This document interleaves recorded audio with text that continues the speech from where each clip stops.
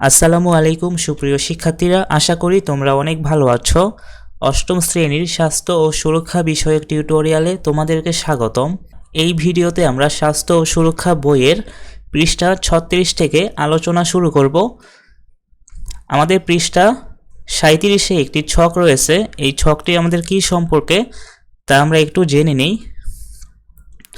দেখো, পৃষ্ঠা 36-এ এখানে সাঁতার সম্পর্কিত কিছু ছবি রয়েছে।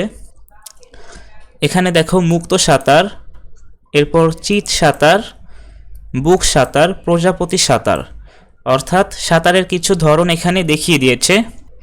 আমরা এই ছকটিতে লিখব সাঁতার কাটার ফলে আমাদের কি কি উপকার হতে পারে।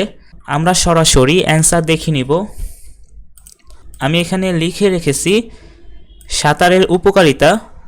আমরা এখানে 1 নাম্বার দিব, সাঁতারে একাধিক পেশি একসঙ্গে কাজ করে, যার ফলে নানা ধরনের ব্যথা যন্ত্রণায় আরাম দিতে পারে।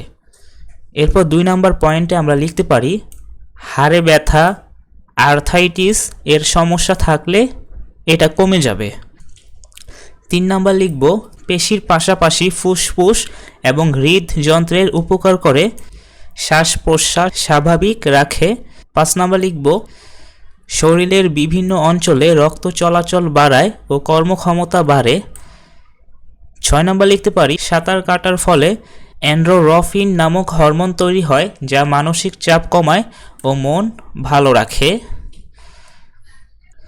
এরপর পৃষ্ঠা 39, এখানে দেখো লেখা রয়েছে উপকারিতা, অর্থাৎ heel raise, half squat jumps এবং বানি হোপস, এবং এগুলোর উপকারিতা কি আমরা এখানে তা লিখব। আমি এখানে লিখে রেখেছি হিল রেইজ, যার উপকারিতা হচ্ছে পায়ের পেশি শক্তিশালী করে। 2 নাম্বার লিখতে পারি গোড়ালির গতিশীলতা উন্নত করে থাকে। 3 নাম্বার লিখব শরীরের স্থিতিশীলতা বাড়ায়। এরপর হাফ স্কোয়াট জাম্পস। 1 নাম্বার লিখতে পারি শরীরের নিচের অংশে শক্তি বৃদ্ধি করে, অ্যাথলেটিক কার্যক্ষমতা বৃদ্ধি করে, হাড়ের ঘনত্ব বৃদ্ধি করে থাকে। এরপর লিখব বানি হপসের উপকারিতা। বানি হপস শরীরের নিচের পেশিগুলো বিকশিত করে, শরীরের শক্তি বৃদ্ধি করে ও হার্ট সুস্থ রাখে। 3 নাম্বার লিখতে পারি ওজন ও চর্বি কমাতে সাহায্য করে। আমরা এই ছকটি পূরণ করা শিখলাম।